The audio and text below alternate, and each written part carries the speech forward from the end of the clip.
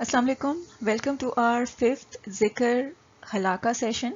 The topic for today's conversation is dua, supplication, and tawbah, repentance. So let's first discuss tawbah. As we all know, because of the current COVID-19 situation that is impacting everyone worldwide, and also the presence of the holy month of Ramadan right now, the importance of tawbah is extremely profound and strengthened at the moment.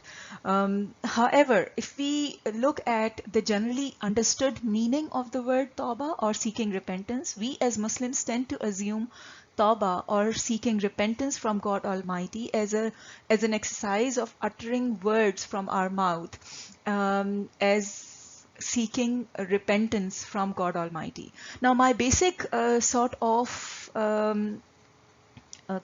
question in order to understand this concept of tawbah is to seek forgiveness, right? So let's assume if there is two people, Mr. A and Mr. B, and Mr. A has done something against the interest of Mr. B. So Mr. A goes to Mr. B and asks for forgiveness. Now Mr. B asks Mr. A, what is it that you are seeking forgiveness for?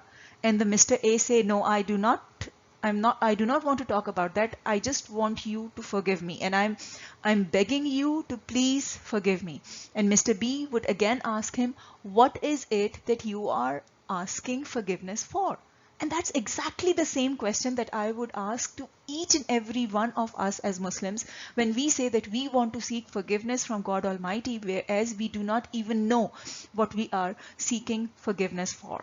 As per Quran, the word tawbah is root word is tawb, which basically means to take a U-turn, to make a U-turn. So if you are going on a certain path and you want to take a U-turn, there are three very important steps that you need to take. The first and the foremost, you need to leave the wrong path.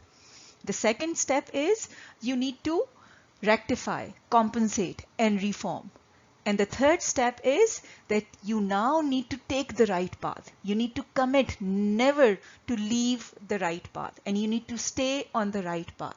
These are the three important steps of making a U-turn. So in terms of the word tawbah as defined by Quran, it means taking three steps. The first is to identify what we have been doing wrong. Unless and until we know that we are on the wrong path, we will not be able to seek forgiveness for. So we need to know what our mistakes were, what and to what extent we have been doing wrong. What is it something that we are seeking forgiveness for? And the first step is stop doing that. Stop being in that path. Stop doing whatever we have been doing as being identified as the wrongdoing. So once we have identified the wrongdoing, we need to stop doing the wrong thing. And the second step is rectify our wrongdoing. Whatever damages we have done by doing that wrong thing, we need to rectify that. We need to reform. We need to compensate whatever that wrongdoing has done as damage for. And the third step is stay on the right path. Make a firm commitment not only to ourselves but to God Almighty as well, never to repeat the wrongdoing, never to do that wrongdoing again. Refocus and re-strengthen our iman. Start and continue to do righteous deeds. So these are three crucial steps of seeking the. So if we look at Quran defines this process in this ayat very beautifully. But whoever repents after his wrongdoings and reforms, indeed Allah will turn to him in forgiveness. Indeed Allah is forgiving and ever merciful. The word to focus here is aslah. So if we look at Quran, the word has the root meaning as salah. And it again, like many other words, have been defined in Quran in multiple meanings. It means to correct mistakes, to rectify lack of something, or to correct the errors, as opposite of fasad. So as we all know, fasad means to create lawlessness, to create disturbance, to create the disbalance. So as an opposite of the word fasad, Salah means to create the balance, to restore peace, law and order, and to resume the situation back to where it was supposed to be. It also means to be healthy, not just physically, but healthy in and right in terms of balancing in all aspects of our personality. By removing all the lacks, deficiencies and mistakes, be it physically or spiritually or religiously or emotionally or psychologically or with respect to family or social. It means to be healthy and right in all its different aspects of our life and to be balanced. It also means, as in the meaning of Amle Salihat, which means righteousness, which means in accordance with Deen Islam.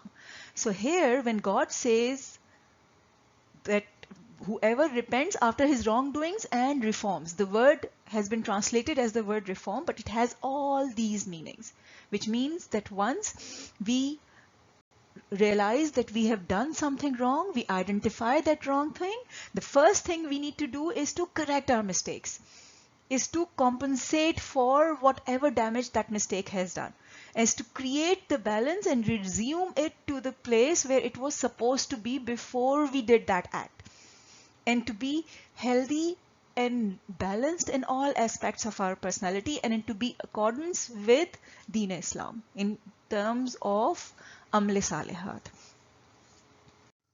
This is also explained in this particular ayat, while at the same time God has given us another further definition of the same process, except for those who repent and again correct themselves, reform, and the word used here is bayan, make evident, distinctly separate. Those I will accept their repentance and I am the acceptance of repentance. Again, I would like to define the word bayan. Bayan with the root word bayan is basically a process that separates the wheat from the chaff.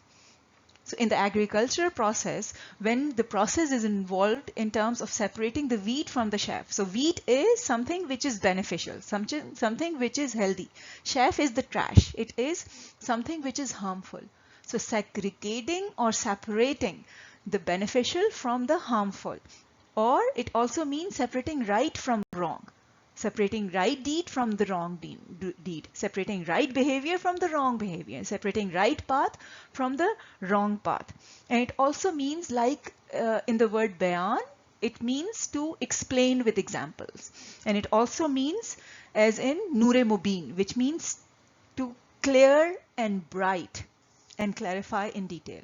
So here it means in all of these aspects, which means that whenever we realize that we have been doing something wrong, the first step is to identify that wrongdoing. The second step is to reform, to correct and compensate it and put it back to the position where it should have been in terms of rectifying and reforming all our being, in terms of making it balance. And in terms of the word bayan, it means that our behavior now should be distinctly separate from the behavior that it was before, because now we are supposed to be beneficial. The previous act was harmful.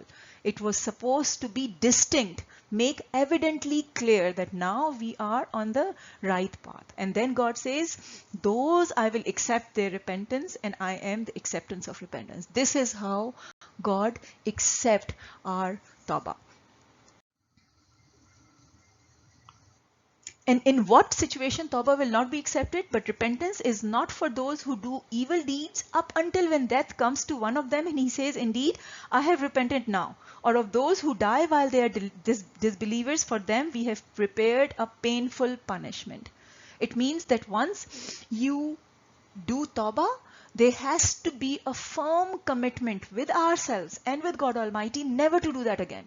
So that person who continues to do wrongdoings up until the time of death, and then at the time of death he says, now I repent, then for those there is no acceptance of their repentance.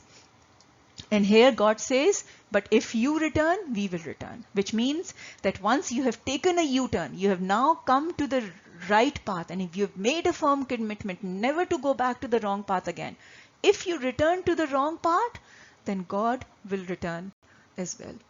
So our acceptance of tawbah is dependent on our own actions. So as we all know, now is the time to seek tawbah, because the disease, this COVID-19, has been inflicted on us. This punishment, this trial, this test has been inflicted on us, which means that there's something that we have been doing wrong. So we need to go for, as a very first step, we need to go for identifying what and where we have been doing wrongs. What were our wrongdoings? What is not in accordance with Deen Islam? The second step is we need to rectify our wrongdoings, which means that, for instance, we realize that we have been going against giving somebody's due right, and that somebody has been working with us and we have not been giving that due right to that somebody. So the first step is to identify that this is something that we have been doing wrong. The second step is we compensate for all the due right that we have not given to that person. We rectify our wrongdoings and we reform. The third stage is we make a firm commitment with ourselves never to repeat that again. We choose the right path, we refocus and re-strengthen Iman and righteous deed. And then, and only then, our tawbah will be accepted. Now let's come to the dua, supplication. There's a huge difference between dua and tawbah. As we all know, tawbah is basically based is for our past sin, something that we have done in the past, something that we have been doing wrong in the past, whereas dua is more pertain to our present or on the future, which means that we need to seek dua for something that we want right now or in the future, whereas tawbah is pertaining to something that we have done in the past and it's seeking forgiveness for. In terms of dua, during the month of Ramadan, we have already discussed that in our first Zikr Halaka session, that of all the ayahs that we were discussing related to the month of Ramadan, this ayah is sandwiched between those ayahs, highlighting the importance of dua, which is much more profound in the month of Ramadan, because God says, and when my servant asks you concerning me, then surely I am very near. I answer to the dua of the supplicant when he calls on me. So let them respond to me and let them have Iman. They may be led to the right way. So there are three important lessons to be learned from this ayat. First is that I am very near. That's what God is saying to us, that I am very near to you, especially during the month of Ramadan. And I answer the dua of the supplicant when he calls on me. He calls on me. I answer the dua of the supplicant when let them respond to me. Let them respond to me means respond to all the commandments that God has given to us in the form of Deen Islam. So we need to follow those commandments. And let them have Iman. Iman is a complete detailed discussion that we'll be discussing later on, but let them have Iman as a basic requirement for duas, for our dua to be accepted by God Almighty. So in terms of dua, again, as per generally accepted Muslims, by Muslims, dua means to utter few words from our mouth, either from Quran or in Arabic language, basically to seek God Almighty's approval of our duas, to seek His help in terms of whatever we want our supplication to be accepted by Him and brought to reality. This is against the directives of Quran. As per Quran, dua is very clearly defined in this ayat, in very beautifully. God says to Him is the dua of Haqq, which means that only the dua of Haqq reaches God Almighty. And what is Haqq? Haqq is, again, used in Quran in multiple meaning. Haqq means confirmed truth. Haqq also means somebody's due right as per God's solid judicial principles. And it also means as an opposite of batil. So batil means those destructive forces whose basic aim is to create lawlessness and destruction and death and suffering and to destroy human capabilities and abilities and faculties. So as an opposite of batil, Haq means as a shield of batil. Haq means those constructive forces whose basic aim is to attack batil, is to create love and harmony and peace and law and order, and to utilize human capabilities and abilities to its maximum form. So here God says that only the dua of Haq reaches God Almighty. That is the first phrase. And then God says, and those who call on others besides him. So basically, only the dua of Haq reaches him, and only that dua reaches him where we do not call on anyone else but Allah. Because God says, those who call on others besides Allah, he do not respond to them with a thing, except like a man who stretches his hands towards the water, that it reach his mouth, but it will never reach it. So this is an example that God has used to give us a situation that a man is trying to reach the water so that he can drink the water. But he stretches his arm, but the arm never reaches the water so that he can drink it. Why? Because he calls on others besides Allah. It's like that whatever efforts those people who would call on others beside Allah, whatever efforts they would extend to, they would apply to reach their destination, their efforts will go to waste. They will never reach their destination. But it will never reach it, and not the dua of non-kafirin, but in error, futility. So the dua of non-believers, that is kafirin, is nothing but an error, which means that it will go futile, it will go to waste. Now I would like to describe the word kafirin with the root word of kufr. It has been used in Quran in multiple meanings. It basically means to hide or to conceal. For example, kafir is night because it conceals everything. Dark clouds is kafir because it conceals everything. Even the farmer is kafir because it conceals the seed in the soil so that it grows. So basically, as an opposite of mu'min, it means any person who conceals, who denies haq, who denies God's ayat. And it also means who hides, conceals, or doesn't let the use of one's own or other abilities. So who hides other abilities, who conceals other abilities, or does not let it use or flourish, either others or his own abilities and faculties. And it is also mean as an opposite of mashkur. So mashkur is somebody who is grateful to God Almighty's blessings and nemat. So as an opposite of mashkur, kafir is somebody who is ungrateful, who does not regard and be grateful to God's Almighty's many blessings and nemat bestowed on him.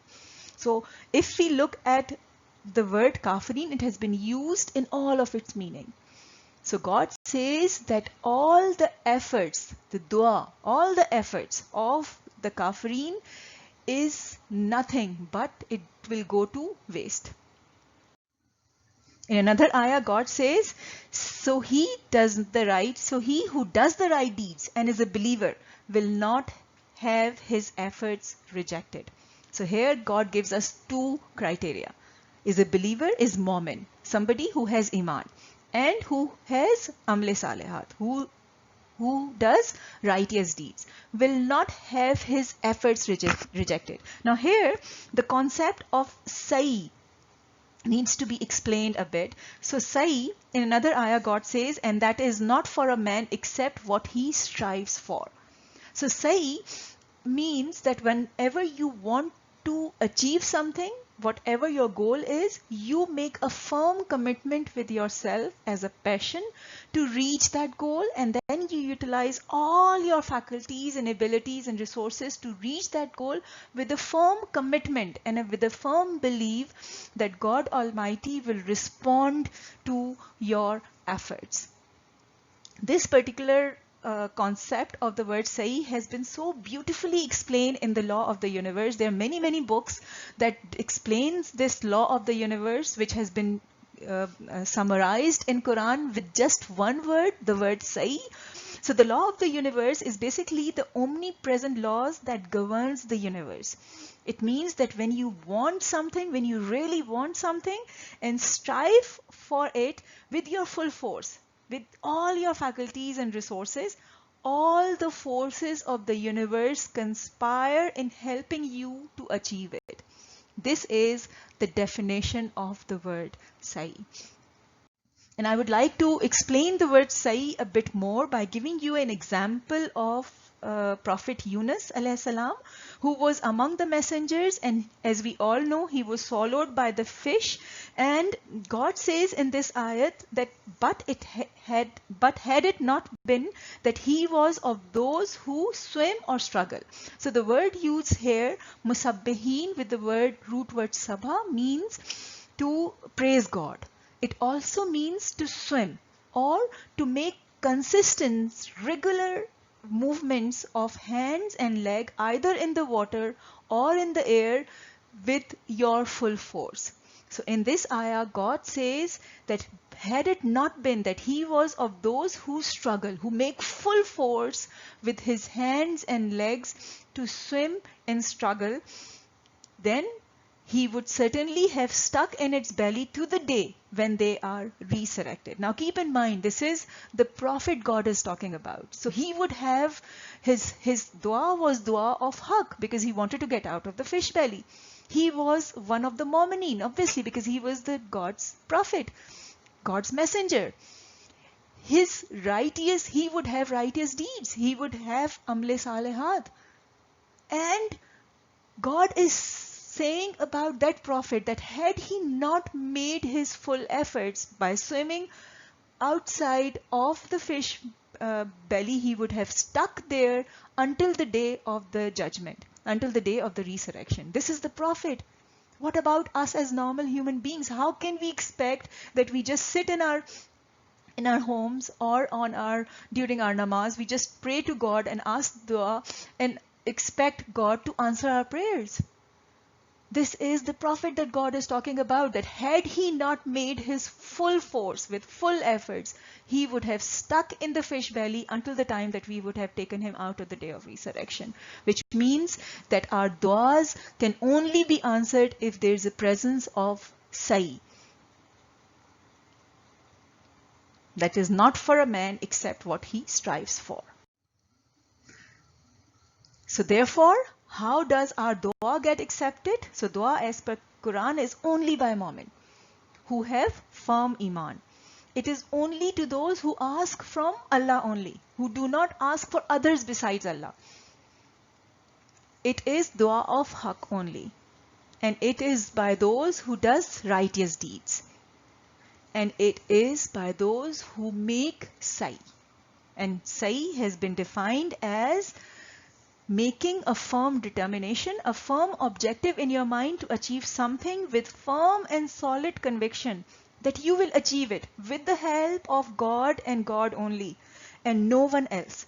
Then making efforts with your whole being, utilizing all your resources, faculties and abilities to its maximum with your full force, attention, energy and strength to achieve that goal. If you do this, then and only then you will see that the whole universe, all the laws and natural laws of the universe, the laws of God Almighty, will conspire in helping you achieve your goal. And that's how Allah answers our dua. Thank you so much for listening to our today's conversation. Jazakallah khair. Until next video, take very good care of yourself. Jazakallah khair. Allah Hafiz. Fi man Allah.